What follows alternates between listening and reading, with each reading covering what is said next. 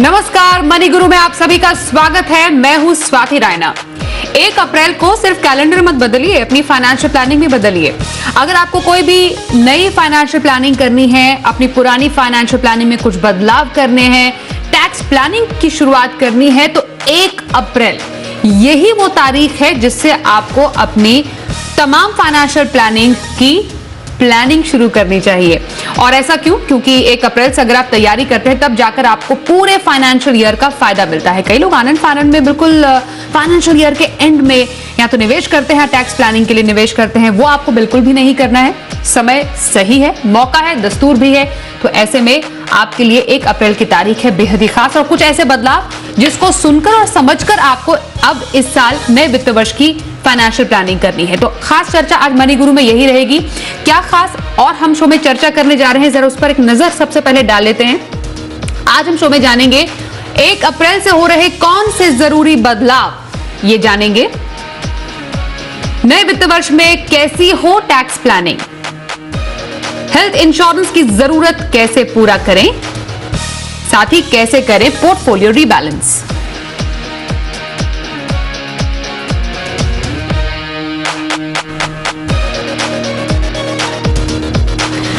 तो नए वित्त वर्ष में कहां हो निवेश, कैसी हो आपकी टैक्स प्लानिंग, उसके लिए कहां पर करें निवेश, और इंश्योरेंस की जरूरतों को कैसे पूरा करें। हमारे साथ 2 खास मेहमान हैं।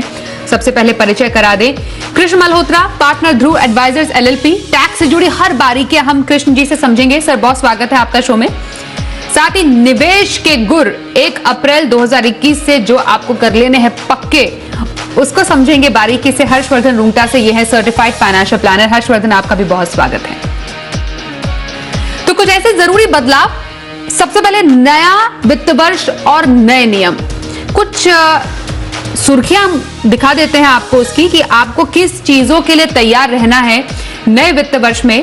तो सबसे पहले इसमें यह है कि आपका जो एम्प्लॉयज प्रोविडेंट फंड है उसके ब्याज पर अब टैक्स लगेगा। लेकिन चिंता मत कीजिए, सारे योगदान के ब्याज पर टैक्स नहीं लगेगा। इसकी भी एक लिमिट तय की गई है।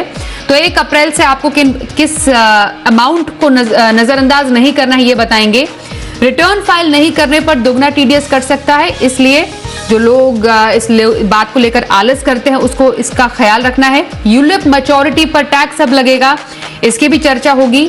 सुपर सीनियर सिटीजन को रिटर्न से छूट, ये समझेंगे इसकी अहमियत क्या है। पोस्ट ऑफिस अकाउंट लेन देन पर चार्ज लगेगा। कुछ ऐसी बारीकियां हैं जो आपके लिए समझना जरूरी है। उनमें से कुछ पॉइंट्स की हम यहां पर डिटेल में चर्चा करेंगे।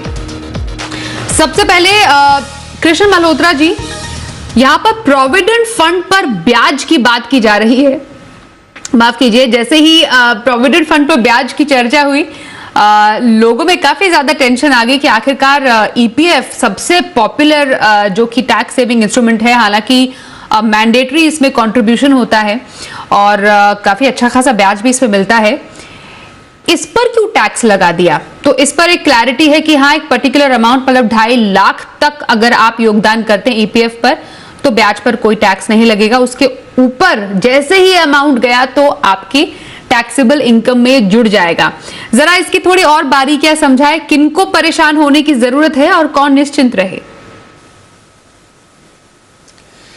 देखिए मैम, इसके अंदर जो प्रोविडेंट फंड का था, पहले ये इसमें प्रावधान था कि प्रोविडेंट फंड के अंदर एम्प्लॉयर कंट्रीब्यूशन और एम्प्लॉय कंट्रीब्यूशन, जो एम्प्लॉय कंट्रीब्यूशन होता था उसमें कोई लिमिट नहीं थी। तो अगर मान लीजिए कुछ लोग ज़्यादा भी जमा एम्प्लॉय कंट्रीब्यूशन के थ्रू फंड में डालते थे, तो जो सेक्शन 10 है इनकम टैक्स में, उसमें लिखा है कि जो भी इंटरेस्ट प्रोविडेंट फंड से आता है उस पर आपको कोई टैक्स नहीं लगेगा।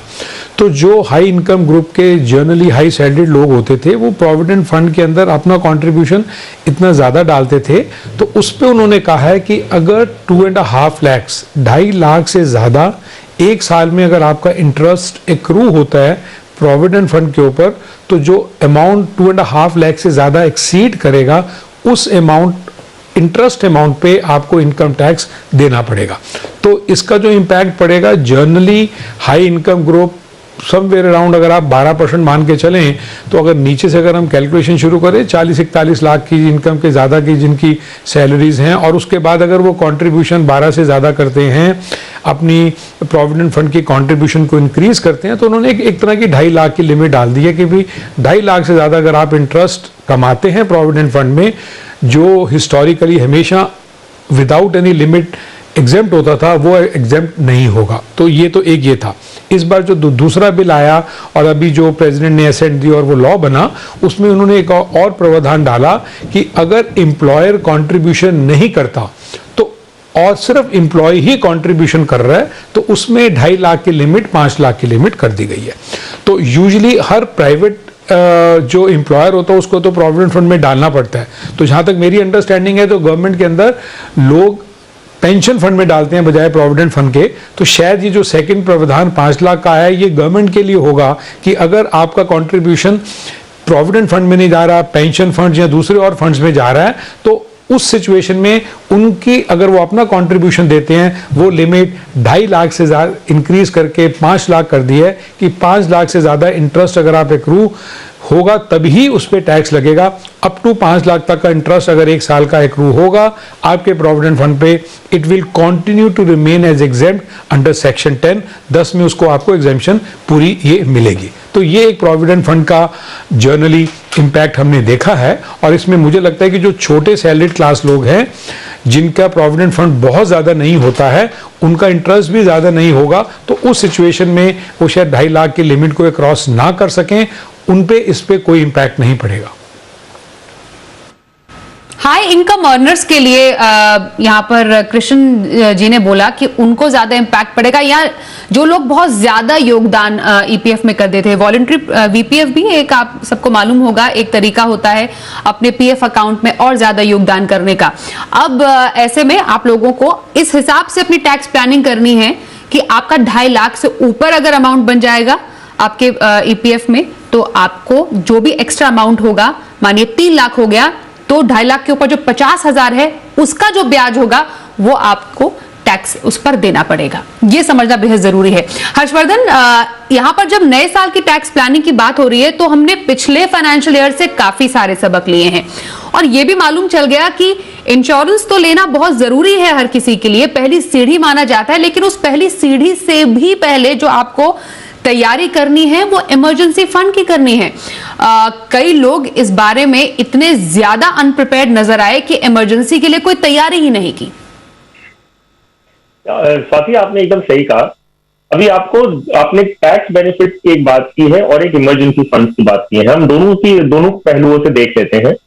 तो अगर हम देखें, इंश्योरेंस एक बहुत ही इंपॉर्टेंट फाइनेंशियल प्लानिंग टूल है और सरकार भी चाहती है कि एक कोई इंडिविजुअल जो सिटीजन है वो इंश्योरेंस ले, ताकि उनका और उनके परिवार का फाइनेंशियल सिक्योरिटी मिल सके। तो गवर्नमेंट ने क्या कर रखा है कि आपने अगर मेडिक्लेम लिया तो आपको टैक्स बेनिफिट मिलता है सेक्शन 80D में। तो ये एनकरेजमेंट है कि भाई जाके आप मेडिक्लेम खरीदिए, अपने आप को प्रोटेक्ट करिए, कभी कोई बीमारी हो तो उसका इलाज आप ढंग से करवा पाएंगे। पैसों की किल्लत की वजह से आपकी बीमारी का इलाज नहीं हो, वैसा नहीं है। अगर आप लाइफ इंश्योरेंस की बात करते हैं तो सेक्शन 80C में उसकी छूट दी गई है। तो अगर आप इंश्योरेंस खरीदते हैं आपको टैक्स की छूट भी मिलती है। अब क्या होता है कि लोग इंश्योरेंस का महत्व भूल जाते हैं, उसकी टैक्स एडवांटेज देखते हैं। और अगर आप सिर्फ टैक्स एडवांटेज देख रहे हैं तो आप ये साल के एंड तक वेट करते हैं। हम देखेंगे इंश्योरेंस कंपनी के सबसे ज्यादा जो प्रीमियम कलेक्शन है वो जैन, फेब और मार्च में होता है। वो इसीलिए कि लोग टैक्स बचाने के लिए वहां आते हैं। तो मेरा सुझाव ये रहेगा कि अगर किसी को इंश्योरेंस सही मायने में खरीदना है, टैक्स बेनिफिट मिले ना मिले, आपको ये पॉलिसी डेफिनेटली लेनी चाहिए। तो एक जो हमने पिछले साल से सीखा कि एक मेडिक्लेम होना बहुत जरूरी है। मेडिक्लेम आप अपने पूरे परिवार के लिए लीजिए। ये नहीं कि भाई अगर कोई छोटा बच्चा है तो उसे बीमार होने के चांसेस नहीं है, वो गिर के उन्हें लग भी सकती है, भगवान ना करे ऐसा हो, लेकिन कभी कोई हॉस्पिटलाइजेशन का मौका पड़े तो आपको उसकी फाइनेंशियल तैयारी हो कि आप अच्छे से अच्छा ट्रीटमेंट करा सकें। एक चीज हमने और ये भी देखा है कि लोगों का जो मेडिक्लेम होता है वो कई साल पहले लिया हुआ होता है और वो रिव्यू नहीं करते, वो इंक्रीज नहीं करते अपना सम इंश्योरेंस। मेडिकल खर्चे जिस हिसाब से बढ़ते जा रहे हैं, हमने अगर देखें तो कोविड का क्लेम हमने 1.5 लाख रुपए का भी देखा और 10 लाख रुपए का भी देखा। कितने लोगों के पास 10 लाख की पॉलिसी थी जो ढंग से अपना ट्रीटमेंट करा सकते थे। तो एक और चीज देखना जरूरी है कि आपके पास एक एडिक्वेट इंश्योरेंस है। तो अगर नहीं है तो नए वित्तीय वर्ष में जो अप्रैल से ही आप ये देखिए कि मुझे अच्छी पॉलिसी मिल जाए तो मेरा कवर अच्छी तरह बने। तीसरी एक बहुत ही इंपॉर्टेंट चीज थी कि लोगों ने अपने एम्प्लॉयर के इंश्योरेंस पे बहुत डिपेंडेंट रहे थे। वो बोलते कि हमें कंपनी से इंश्योरेंस मिल रहा है, हम अपना क्यों खरीदें। तो ये जब कोविड का लॉकडाउन हुआ, कोविड की वजह से जो प्रॉब्लम्स आई थी इकोनॉमी में, हमने देखा कई जगह पे जॉब लॉसेस भी हुए थे। तो ये अनप्लैंड था। तो अगर आपका जॉब लॉस हो गया तो आपके एम्प्लॉयर का कवर भी आपको नहीं मिलता। तो हमेशा हमने कहा है कि एम्प्लॉयर कवर होता है, बहुत अच्छी बात है, लेकिन आपका खुद का कवर होना बहुत ज्यादा जरूरी है। तो मेडिक्लेम एक पहला स्टेप होना चाहिए। आप 1 अप्रैल कल से ही मैं सजेस्ट करूंगा कि आप ये बहुत इंपॉर्टेंट फैक्टर को अपने ध्यान में रखें, उसका कैलकुलेशन करिए और खरीद लीजिए। इंश्योरेंस में जो दूसरा है वो है लाइफ इंश्योरेंस। आपकी अगर एक जो भी कमाता सदस्य है परिवार का, उस पर लाइफ इंश्योरेंस की पॉलिसी होना बहुत जरूरी है। कारण अगर कोई कारण से एक कमाते हुए इंसान को कुछ हो जाता है तो परिवार के खर्चों पे दिक्कत आने लग जाती है। तो लाइफ इंश्योरेंस जो टर्म प्लान के जरिए आप ले सकते हैं, सिर्फ एक टर्म प्लान लेना जरूरी नहीं है, एक सही मायने में उसका कवर होना भी जरूरी है। मान लीजिए आपने 5 या 50 लाख की पॉलिसी ले ली और आपकी एक्चुअली जो इनकम है और जो रिक्वायरमेंट्स है वो मान लीजिए 2 या 3 करोड़ की है, तो सिर्फ एक पॉलिसी होना जरूरी नहीं है, एक सही मायने में सही अमाउंट होना भी उतना ही जरूरी है जितना एक पॉलिसी होना जरूरी है। तो ये 2 चीजें हैं इंश्योरेंस में जो पक्का ही आपको करना है। इमरजेंसी फंड एक दूसरा टॉपिक जो आपने लिया, बहुत इंपॉर्टेंट है और पिछले साल ने सभी को ये चीज सिखा दिया कि जो प्रॉब्लम्स आती है वो बोल के नहीं आती। और अगर आपके पास एक इमरजेंसी फंड होता, क्योंकि कोविड की वजह से हमने देखा जॉब लॉस हुआ, हमने वो बात की, आपको कई लोगों की जॉब लॉस नहीं हुई लेकिन सैलरी टाइम पे नहीं आ रही थी, तो आपके जो खर्चे थे वो भी आपको पूरे करने हैं। पे कट हो रहा था तो जो खर्चे हैं वो पूरे नहीं होंगे क्योंकि आपकी सैलरी पहले से कम आ रही है, 20-30% कम हो गई थी सैलरी। तो ये सारी चीजें ध्यान में रखते हुए 3 से 6 महीने के जो आपके खर्चे हैं वो आप एक इमरजेंसी फंड बोल के अगर तैयारी रखते हैं, भगवान न करे कभी भी ऐसी कोई जरूरत पड़े, लेकिन अगर जरूरत पड़ती है तो आपके पास वो पैसे तैयार होने चाहिए। तो कुल मिलाकर ये बात समझ में आ गई कि आपको अब नए फाइनेंशियल ईयर में जब अपनी फाइनेंशियल प्लानिंग करनी है तो कम से कम 2 मोर्चों पर तो निश्चिंत होना है। एक तो आपका हेल्थ लाइफ इंश्योरेंस बिल्कुल फिट होना चाहिए, आपके हेल्थ के साथ साथ आपका जो हेल्थ इंश्योरेंस पोर्टफोलियो है या लाइफ इंश्योरेंस पोर्टफोलियो उसको भी हेल्दी रखिए और जितने जरूरत है उसको रिव्यू कीजिए। कोई सदस्य ऐड हुआ है या कोई बीमारी को अगर कवर करना है, कोविड की वजह से अगर आपको कुछ एक्स्ट्रा सम एश्योर्ड लेना है तो उसको आप उसका ध्यान रखिए और इमरजेंसी फंड जरूर बनाइए।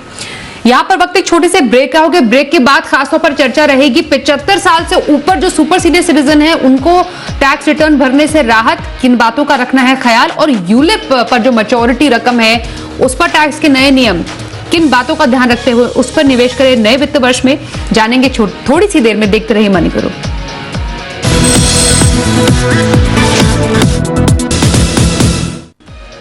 तो मनी गुरु में नया वित्त वर्ष और कैसे आपको अपनी फाइनेंशियल प्लानिंग करनी है ये हम समझ रहे हैं। टैक्स की बारीकी हमें कृष्ण मल्होत्रा जी समझा रहे हैं और निवेश की बारीकियां समझ रहे हैं हर्षवर्धन रूंगटा से। कृष्ण जी ये बताइए, आप यूलिप पर एक बहुत ही इंपॉर्टेंट डिसीजन बजट में निकलकर सामने आया। बार बार ये बात चल रही थी कि जो टैक्सेशन प्रक्रिया है उसको म्यूचुअल फंड के समान किया जाए और हुआ यही। अब जो नए नियम है उसके हिसाब से जो नई प्लानिंग अब नए फाइनेंशियल ईयर में लोगों को करनी होगी, खासतौर पर यूलिप जैसे प्रोडक्ट को लेकर, उसमें किस बात का ख्याल रखना चाहिए? देखिए, जो यूनाइटेड लिंक्ड इंश्योरेंस पॉलिसीज हैं जिसे यूलिप कहते हैं, उसमें इनकम टैक्स में एक सेक्शन है 1010D जिसके अंदर वो उन्होंने एग्जेम्पशन दे रखी थी और उसमें कोई लिमिट नहीं थी कि आप कितना इन्वेस्ट कर सकते हैं। अब जो उन्होंने इस बार के जो बजट में डाला है, उन्होंने कहा है कि कोई भी ऐसी पॉलिसी यूलिप जो 1 फरवरी या उसके बाद अगर वो स्टार्ट होती है, वो अगर स्कीम स्टार्ट होती है, वो यूलिप स्टार्ट होती है और अगर आपका प्रीमियम 2.5 लाख से ज़्यादा एक्सीड होगा तो उस सिचुएशन में जब आप यूलिप को इन कैश कराएंगे, it will not be considered as exempt. उस केस में कैपिटल गेन लगेगा, डिपेंडिंग अपॉन अगर लॉन्ग टर्म है तो 10% का फ्लैट रेट लगेगा और अगर शॉर्ट टर्म है तो जो रेट होगा आपके स्लैब के हिसाब से लगेगा। तो एक तरह की लिमिट जो थी 2.5 लाख रुपए की लिमिट यूलिप में एक पर स्कीम में डाल दी है। अगर एक आदमी एक यूलिप से ज़्यादा अलग अलग स्कीम्स में डालता है तो एक पर्टिकुलर स्कीम में एग्रीगेट अमाउंट 2.5 लाख से ज़्यादा एक्सीड नहीं होना चाहिए। अगर वो एक्सीड होगा तो जो एग्जेम्पशन आपको इनकम टैक्स में मिलती थी वो नहीं मिलेगी और उस सिचुएशन में जब आप उसको इन कैश कराएंगे, you will have to pay the tax as a capital gains depending upon long term है या शॉर्ट टर्म है, और अगर लॉन्ग टर्म है तो 10% का टैक्स लगेगा। तो ये एक बहुत बड़ा आपको प्लानिंग में देखना पड़ेगा कि कौन कितनी स्कीम्स में डालना है और इंश्योर करना पड़ेगा कि ये 2.5 लाख से ऊपर नहीं होना चाहिए।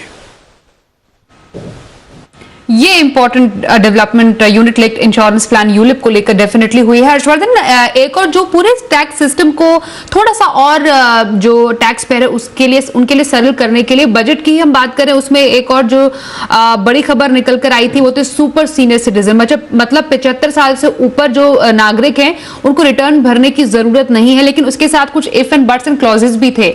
तो अप्रैल के महीने से मतलब नए वित्त वर्ष से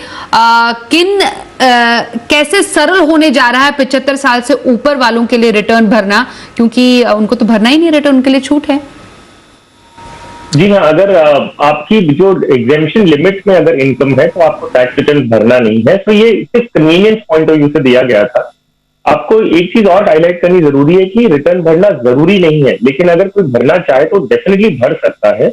तो अगर आपके पास वो सिस्टम है, देखिए ITR फाइल करना आगे बहुत सारी जगहों पे काम भी आता है। तो अगर आप भर सकते हैं तो definitely go ahead and fill your return, file your return, क्योंकि ऐसा नहीं है कि भरना ही नहीं है। तो जिसको सुविधा लेनी है वो अच्छी बात है, नहीं है तो please you should go ahead and file it. But ध्यान रखिए कि आपकी अगर वो एग्जेम्पशन लिमिट से ऊपर जाती है इनकम और टैक्स फाइलिंग के लिए टैक्स पेमेंट आता है, तो इट इज ऑलवेज बेटर कि आप उसे फाइल करके उसके रिकॉर्ड्स मेंटेन करें। आगे जाके आपको कहीं ना कहीं वो रिटर्न्स काम आ सकते हैं। और इसमें एक बात भी ध्यान में रखने की जरूरत है हर्षवर्धन, जो मैं दर्शकों को बता दूं कि आपकी जो ब्याज है, जो आपको इंटरेस्ट मिलता है बैंक से, और जो पेंशन है वो एक ही बैंक से होना चाहिए, अलग अलग बैंकों से नहीं होना चाहिए। उसी बैंक में फिर आपका जो पूरा टैक्स कंप्यूट होकर वो बैंक खुद ही आगे वो पूरा जो कैलकुलेट करके आपके टैक्स जमा कर देगा। तो अनिवार्य नहीं है, भरना चाहे तो भर सकते हैं। हाँ, कैपिटल गेन किसी अन्य सोर्स से अगर आपकी आय है तो आपको, अगर आप 75 से ऊपर भी हैं तो भी आपको ITR भरना जरूरी है। अब कुछ अगर पूरे टैक्स सिस्टम की बात की जाए कृष्ण जी, अब तो काफी सारी पूरे टैक्स सिस्टम काफी ज्यादा डिजिटल हो गया है, ऑनलाइन पूरा सिस्टम हो गया है। तो कितना आसान अब नए साल में, अब जो नए वित्त वर्ष में जो लोग टैक्स पेयर्स हैं, रिटर्न के मामले में, रिफंड के मामले में, पूरी असेसमेंट प्रक्रिया जिसको बहुत ही ज्यादा रेवोल्यूशनाइज कर दिया गया है डिजिटाइजेशन के जरिए, वो अब एक टैक्स पेयर के लिए रहेगी। हाँ जी, देखिए अब जैसे आपने बिल्कुल ठीक कहा, हर चीज़ को डिजिटाइज, हर चीज़ उनको कंप्यूटराइज्ड फॉर्म में आ गया है। आपको रिटर्न भी फाइल करना पड़ता है। तो अब सबसे इम्पॉर्टेंट जो टैक्स फाइलर्स हैं उनको ये ध्यान रखना है कि पोर्टल्स के ऊपर जनरली मैं बताऊंगा कि इनकम टैक्स के अगर आप पोर्टल में डालते हैं तो यूज़र नेम ID जनरली आपका परमानेंट अकाउंट नंबर होता है, और उसके बाद आप एक पासवर्ड सेलेक्ट करते हैं जो आपको मालूम होता है। जब आप डालते हैं वो पासवर्ड तो आपका पोर्टल खुलता है। उस पोर्टल पे अगर आपका केस कोई स्क्रूटनी में सिलेक्ट हुआ है तो उसका कोई नोटिस होगा। अगर आपके अगेंस्ट कोई डिमांड होगी तो वो वहाँ पे हाईलाइट होगी। अगर आपको रिफंड्स आते हैं और आपका रिटर्न प्रोसेस हो चुकी है तो रिटर्न की जो कॉम्पुटेशन या जो ऑर्डर 143(1) में है वो आपको दिखेगा जो पोर्टल पे। तो पोर्टल को आप रेगुलरली वॉच करते रहें, नंबर 1। नंबर 2, इस बार जो देखा है जो लोगों ने रिटर्न्स फाइल किए हैं जनवरी में या फरवरी में, बड़ा इंटरेस्टिंगली फाइल करने के 15 दिन के अंदर, चाहे वो हज़ारों में हो चाहे वो लाखों में हो, लोगों को रिफंड्स आने शुरू हो गए हैं। बल्कि जनरली पहले वो रिटर्न प्रोसेस होती है और एक 143(1) के अंदर एक ऑर्डर इंटीमेशन, एक ऑर्डर बनता है। वो ऑर्डर भी अभी लोगों को ईमेल पे या पोर्टल पे नहीं मिला, लेकिन रिफंड्स की आपको आपके बैंक से इंफॉर्मेशन आ जाती है कि आपका इतना अमाउंट RBI से जो रिफंड आया है वो आपके अकाउंट में जमा हो चुका है। तो एक रिफंड का प्रोसेस बहुत फास्ट कर दिया है। इस साल के रिटर्न्स के रिफंड्स विद इन 1 मंथ लोगों को रिसीव हो रहे हैं। और दूसरा, अगर आपके रिटर्न में कोई एरर्स हैं, अब गवर्नमेंट के पास आपके हर चीज़, आपके बैंक अकाउंट्स, आपकी रिटर्न्स परमानेंट अकाउंट नंबर से लिंक्ड हैं, तो वो पैन के थ्रू आपके हर चीज़ को एक्सेस कर सकते हैं। तो अगर उनको कोई भी वेरिएशन बैंक की आपके अकाउंट को देख के लगता है कि कोई चीज़ बैंक में आ रही है बहुत बड़े अमाउंट की, या AIR से उनको इन्फॉर्मेशन मिली और वो आपके रिटर्न में रिफ्लेक्ट नहीं हुई है, तो लोगों को इमीडिएटली मेल्स यहाँ पोर्टल पे इंफॉर्मेशन आती है कि आपके रिटर्न में ये हमें गलती दिखी है और आप इस जल्दी से इस एरर को ठीक कीजिएगा, और with in 30 days generally time prescribe करते हैं, आप अपने रिटर्न को रिवाइज कर सकते हैं। तो इसलिए रिटर्न फाइल करने के बाद अगर कोई भी गलत आपने इंफॉर्मेशन नहीं दी, जो आपके बैंक अकाउंट में है, आपकी कोई AIR में बड़ी इन्वेस्टमेंट आपने की, उसको इन कैश कराया, कुछ भी आपने रिफ्लेक्ट नहीं किया, तो वो गवर्नमेंट के पास अब कंप्लीट एक्सेस है, क्योंकि हर चीज़ पैन अकाउंट से रिफ्लेक्टेड हो गई है, तो वो आपको एक्सेस कर सकते हैं। इसीलिए ये भी लॉ था कि आधार कार्ड को भी पैन से लिंक कीजिएगा, और उसमें भी उन्होंने कहा है कि अगर आप नहीं करेंगे तो उसमें भी उन्होंने आने वाले टाइम में फीस लगा दी है, और कहा है कि आधार कार्ड को भी, जैसे आज लास्ट डेट थी, आधार कार्ड को भी आप पैन के साथ लिंक कीजिएगा, जिससे कि गवर्नमेंट हर चीज़ को एक्सेस कर सके और आपके रिफंड्स ऑटोमेटिकली, आपको इनकम टैक्स नहीं भागना, आपके बैंक अकाउंट डिटेल्स दे रखी हैं, इमीडिएटली आपको जमा हो जाएंगे, जो नोटिस हैं वो आपको रिसीव हो जाएंगे।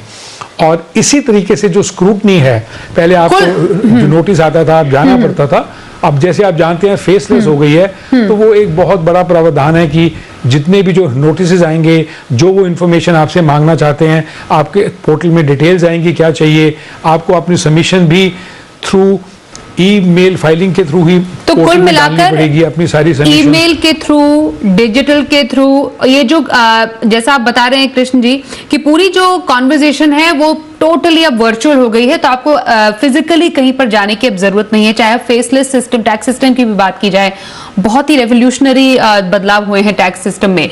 शो के अंत में हर्षवर्धन आपसे यही जानना चाहेंगे, ये समय पोर्टफोलियो रीबैलेंस का भी होता है, एसेट एलोकेशन में किसी को बदलाव करना हो या SIP की शुरुआत करनी हो, तो किन बातों का ख्याल रखना है इस टाइम पर? अब बहुत सिंपल बात है कि अगर हम देखें पिछले साल यही टाइम पे जो मार्केट का लेवल था, उस हिसाब से अब देखें कि इक्विटी एलोकेशन डेफिनेटली ज्यादा होना चाहिए था। अगर हम वो मार्केट पी का रूल लेते हैं, मार्केट जब नीचे होता है डेफिनेटली आप अपना इक्विटी का एलोकेशन बढ़ाते हैं, मार्केट जब ऊपर आता है तो आप इक्विटी उस हिसाब से रीबैलेंस करके कम करके आप डेट बढ़ाते हैं। तो अगर हम ये सिंपल फॉर्मूला अगर फॉलो करते हैं तो अभी वक्त वापस वही आ गया है कि मार्केट जो पिछले साल से बहुत ज्यादा ऊपर आ चुका है, तो आपको ये पोर्टफोलियो का वैल्यूएशन भी आपका चेंज हुआ है, तो आपको रीबैलेंस करना चाहिए।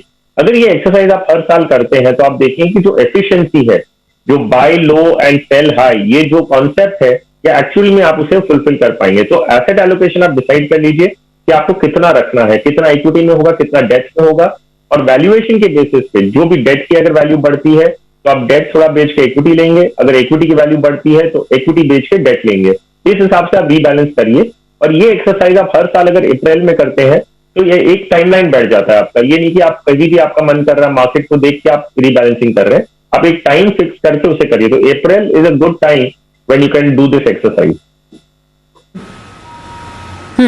बिल्कुल। और सबसे इंपॉर्टेंट, थोड़ा थोड़ा करके अभी से निवेश की अगर शुरुआत करेंगे, सिस्टमैटिक इन्वेस्टमेंट प्लान से निवेश करेंगे, तो कंपाउंडिंग का फायदा भी पूरे फाइनेंशियल ईयर में आपको मिलेगा, ना कि जब आप बिल्कुल फाइनेंशियल ईयर के अंत में एक मुश्त रकम डाल देते हैं, SIP करते हैं। तो इन बातों का ख्याल रखेंगे, जल्दी निवेश की शुरुआत करेंगे, टाइमली टैक्स प्लानिंग करेंगे, तो मैक्सिमम बेनिफिट आपको जरूर मिलेगा। और यही मकसद था हमारा आपको बताने का कि नए वित्त वर्ष की प्लानिंग जल्दी होनी चाहिए, ना कि अंत में। बहुत शुक्रिया कृष्ण सर हमारे साथ शो में शामिल होने के लिए, हर्षवर्धन आपका भी हमारे साथ मनी गुरु में शामिल होने के लिए। इसके साथ आज के शो में बस इतना ही, वक्त एक ब्रेक का हो गया है। देखते रहिए जी बिजनेस।